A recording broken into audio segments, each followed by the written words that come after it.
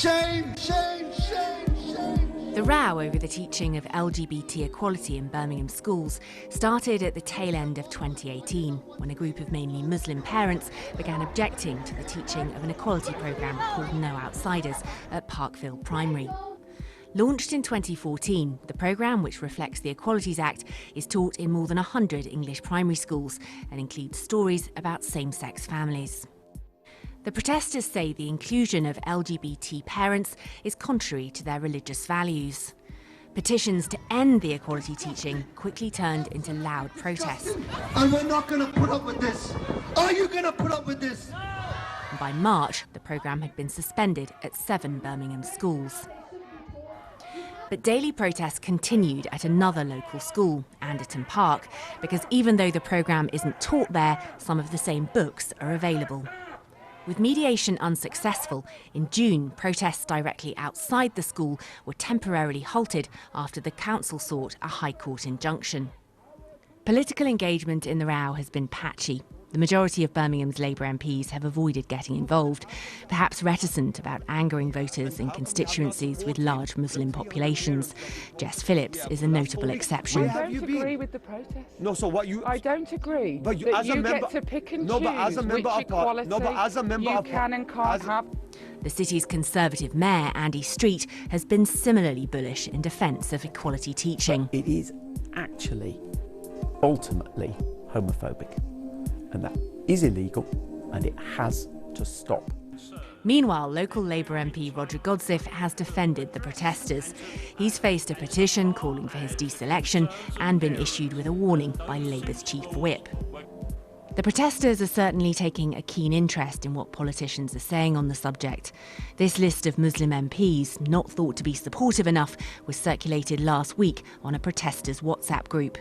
The profiles of Muslim councillors who signed a Labour pledge in support of LGBT education have also been circulated.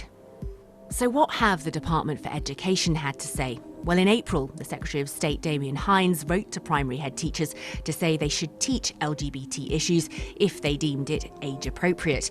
He also said parents should be consulted but had no right to veto what was taught.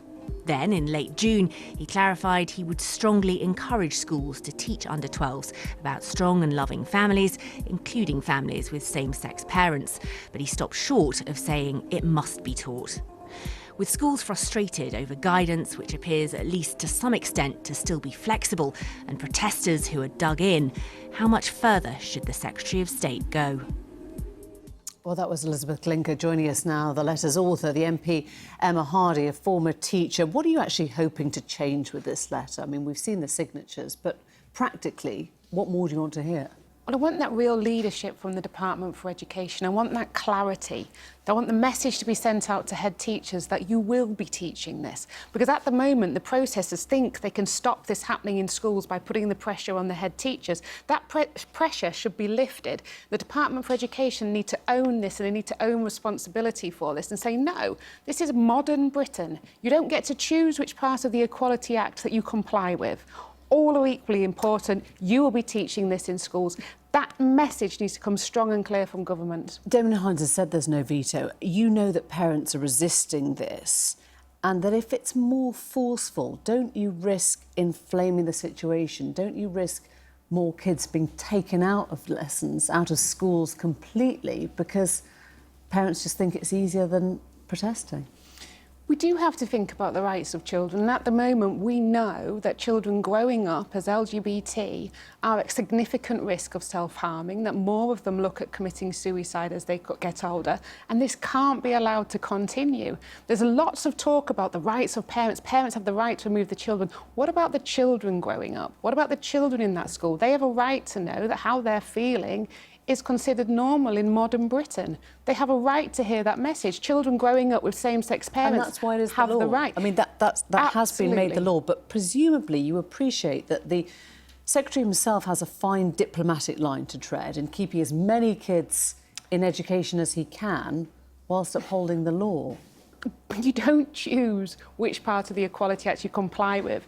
We would not be having this conversation. He hasn't chosen that. No, but we would not be having this conversation about, do we tell children when it's okay to say that you can have parents of a different race, or do we say it's okay when it's for parents to have one which may be disabled? We don't. Let's call this for what it is. This is taking one part of the Equality Act and treating it in a different way to everything else.